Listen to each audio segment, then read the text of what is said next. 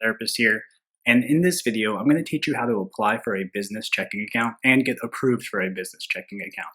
So before you are even considering applying for a business checking account, you need to have two things, a business and an EIN. Now, when I say a business, I don't just mean a website or like an online store. You actually need to have a business registered in a state. So if you watch my prior video on how to form an LLC for under $200, you can use that as an example of how to form your business cheaply. In that video, I form an LLC for under $200 in the state of Florida. After I did that, I received 2 articles of organization.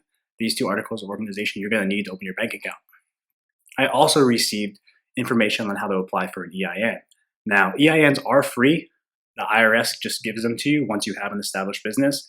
So you will see some services like LegalZoom or what have you offering, $30 for an EIN. Don't pay that. It's bullshit. I said that in my EIN video because EINs are free. Even if we look in this email here from the state of Florida,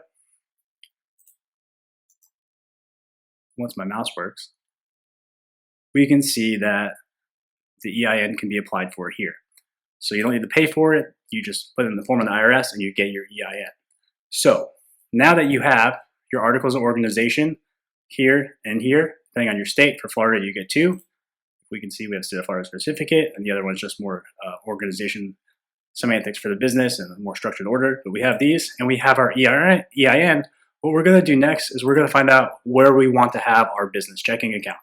So if you know you're staying in an area in your local business, then go to a credit union probably for the best rates. What I ended up doing was using Wells Fargo because they had the best rates, and I'm kind of moving a lot. Like I was in Tampa, now I'm in Alabama, and Wells Fargo is just a bigger chain. I was between that and Bank of America, and just for the deposits and everything, Wells Fargo ended up working out better for me.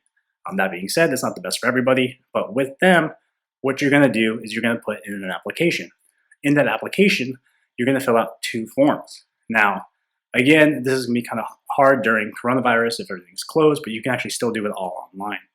So the application, you're going to get a authorization for information and certificate authority called a biz deposit certificate, and you're going to get a certification regarding beneficial owners of legal entities, and you're going to fill out your owner paperwork here.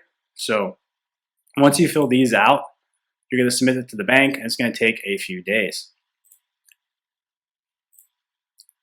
And once you do that, you should be approved. Again, though, if you do not, let me get this thing out of here. Sorry, the red dot was bothering me. So again, though, if you do not have a business, a legal business, and you do not have an EIN, you are wasting your time. Also, if you are selling things online and you are not having a business checking account, you're doing yourself a disservice. And I'll go into more videos on this later, on mistakes I made, why I have this business checking account, and also tax write-offs you can get by having an online business. So many of you know I have my home health course as my primary source of online income. And with that course, because it's all online, I actually can write off my rent as a business expense. So we can go into tax laws and other things a bit later in future videos, not in this video. But hopefully this kind of breaks down what you need. Now, it is kind of a pain in the ass to get those forms, but once you have those forms, you have the business account, you have business privileges, and that way you keep your money separate. One of the probably most important pieces of advice that I would give to new business owners is to keep all your money separate.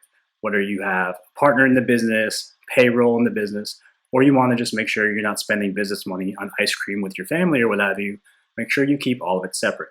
So if you're making money online and you're not having a separate account, it's going to hurt you during tax season. It's also going to hurt you for a few other things, because right now we saw people that had these kinds of accounts or even had an LLC were able to apply for a $10,000 grant from the SBA. It was a $10,000 loan, but if you got the $10,000, then it was waived. So there's actually lots of tax benefits and government benefits from having these types of accounts, but you need to do it correctly. All right, I hope this video was helpful. If you have any questions, comments, complaints, concerns, comment below. I'm gonna do some more videos, writing out some ideas here, how to pay yourself as a single member LLC, and a few other aspects of just business, and because nobody really teaches it to healthcare providers. So I'm trying to actually just put this out here for free because this should be free information. There's no reason that I honestly should have to make a video on how to do this, but I do. So thank you for watching. Please subscribe subscribe, hit the like button, and comment below, share this video, and thank you guys. All right.